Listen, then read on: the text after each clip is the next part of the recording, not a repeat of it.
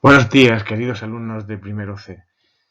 ¿Cuánto tiempo ya sin vernos? Empezamos con 2 semanas y ya vamos a entrar en la tercera. Espero que estéis todos muy bien y quiero que sepáis que incluso algunos días os echo de menos. Luego se me pasa. Bueno, vamos a empezar con la parte del verso que tiene que ver con dos aspectos importantes como son la métrica y la rima.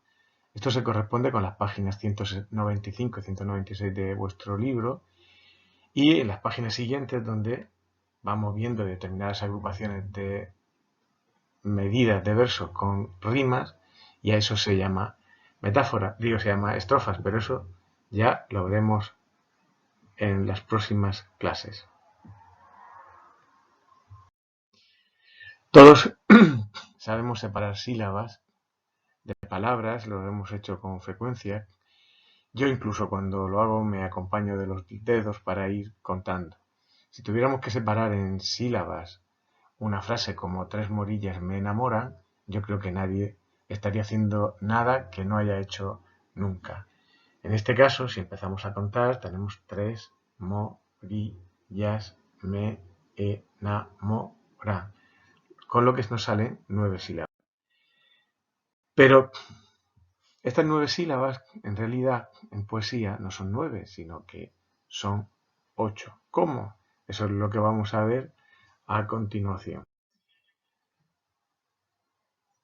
Hay que tener una distinción clara, que es que no es lo mismo, o que no son lo mismo las sílabas gramaticales, que es lo que acabamos de hacer, separar en sílabas, con normalidad, de lo que son las sílabas métricas.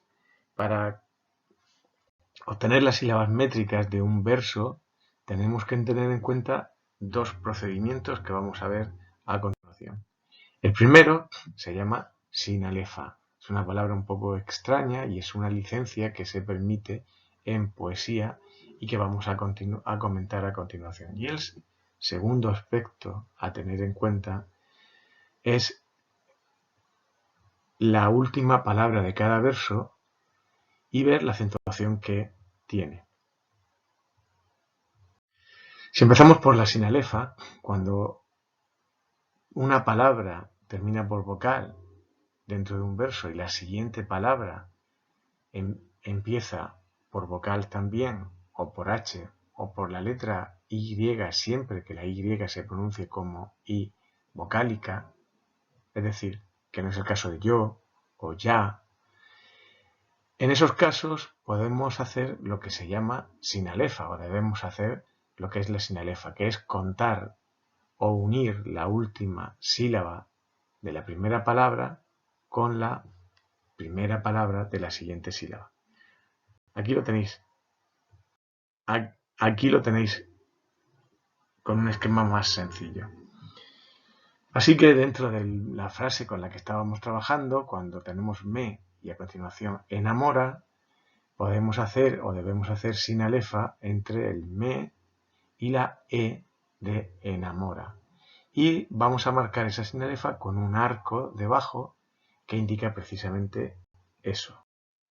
Así que la frase que teníamos 3 morillas me enamoran, al medirlo como un verso poético, se nos queda en realidad en 8. Tendríamos 3 morillas me enamoran. Y lo marcamos con esa curva que indica que hemos hecho una sinalefa y que no nos hemos equivocado. El segundo aspecto a tener en cuenta es ver la última palabra de cada verso y ver si, según su acentuación, es aguda, llana o esdrújula, independientemente de que lleve tilde o no.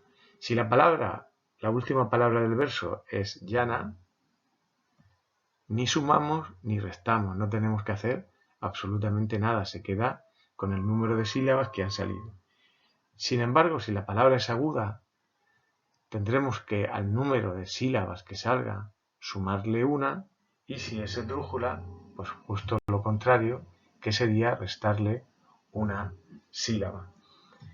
Así que con un verso como este, Dame ya sagrado mar, donde terminamos con una palabra aguda, como veis nos salen al separarlo 7 sílabas, en este caso no hay ninguna oportunidad de hacer sinalefa, ya que dame y ya, la Y de ya no se pronuncia como I, sino que se pronuncia como consonante.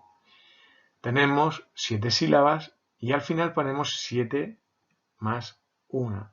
Y no lo sumamos directamente para indicar precisamente de que nos hemos dado cuenta de lo que hay ahí es una compensación por terminar el verso en sílaba aguda. Así que este verso mide 7 más 1. En este verso, donde la última palabra es esdrújula, vemos que hacemos el fenómeno contrario. Tenemos algún caballo alejándose, donde sí que hemos tenido que hacer sinalefa entre caballo y alejándose, entre la sílaba yo de caballo y la sílaba a de alejándose, una palabra que termina por vocal y una palabra que empieza por vocal, así que la contamos, como veis, solo como una única sílaba, nos salen 9, pero al ser la palabra alejándose esdrújula, en este caso tenemos que a ese resultado restarle una, con lo cual tenemos un verso octosílabo, pero que vamos a indicar siempre con 9 menos 1. Y el último o segundo aspecto que quería trabajar con vosotros hoy es la rima. Si os fijáis en estos dibujos que tenemos en la pantalla, tenemos en el primer caso ¿qué rima con queso? Está claro que es casa, o no es casa. Sería dentro de los dibujos que tenemos ahí, hueso. En el segundo caso, la vida rima, nos damos cuenta que hay cierta similitud entre la vida y rima, pero es mucho más leve que la que hay entre queso y hueso.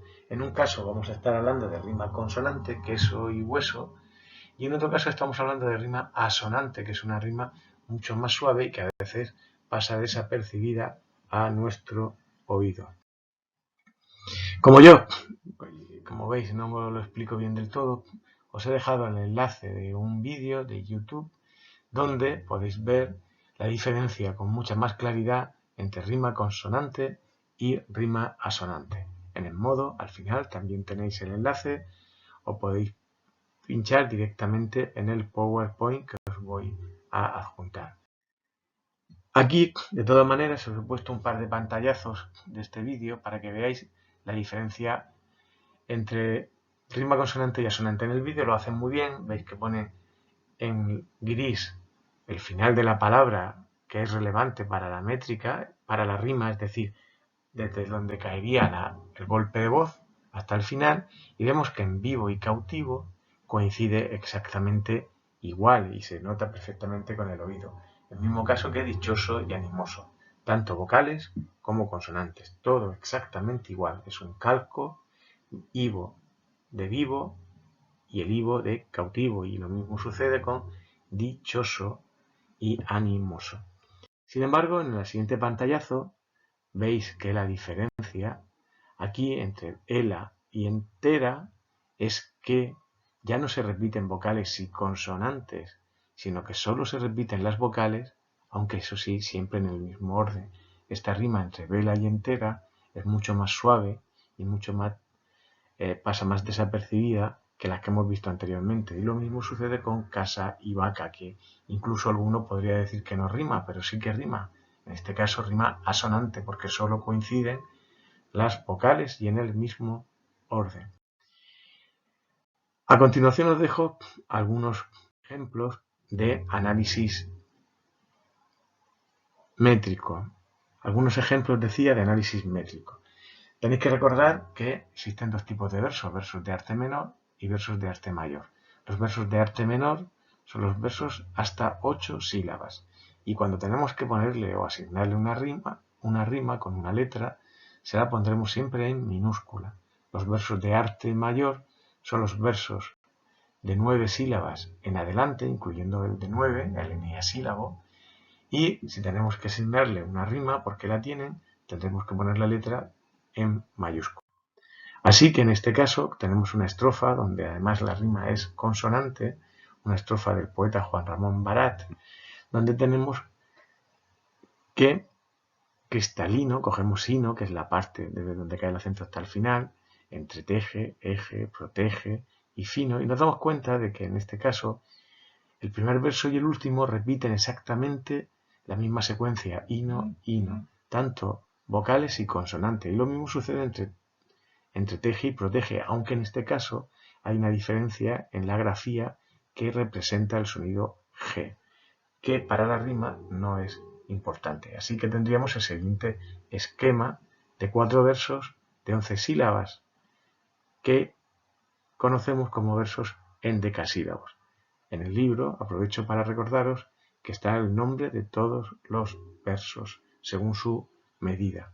Así que tendríamos una estrofa de 4 versos de 11 sílabas, es decir, endecasílabos, que riman A, B, B, A con rima consonante. Si os fijáis en las letras, las hemos puesto en mayúscula porque los versos de 11 sílabas son versos de arte mayor. Y aquí tenéis otro ejemplo igual, pero en este caso con rima asonante.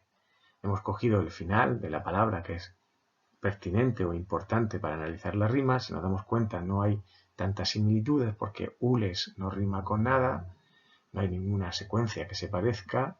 Sin embargo, entre mar y sal sí que la hay. Y en este caso no se repite tanto la vocal y la consonante, sino solo la consonante. A este tipo de rima es a la rima que llamamos rima asonante. En este caso tenemos 4 versos octosílabos, porque el segundo y el cuarto en realidad son 8, pero lo ponemos de esa manera tan particular, 7 más 1, porque la palabra mar y la palabra sal son palabras agudas, y recuerda que en estos casos tenemos que sumarle una. El verso 1 y el verso 3 quedan libres, por eso ponemos un guión. Bueno, y hasta aquí hemos llegado por hoy. Ahora os dejo a solas en la intimidad con vuestras actividades para que vayáis haciéndolas y me despido de vosotros, pero quiero transmitiros toda mi fuerza y toda mi energía porque enseguida nos veremos en clase y estaré encantado de incluso abrazaros a todos. Hasta luego, chicos.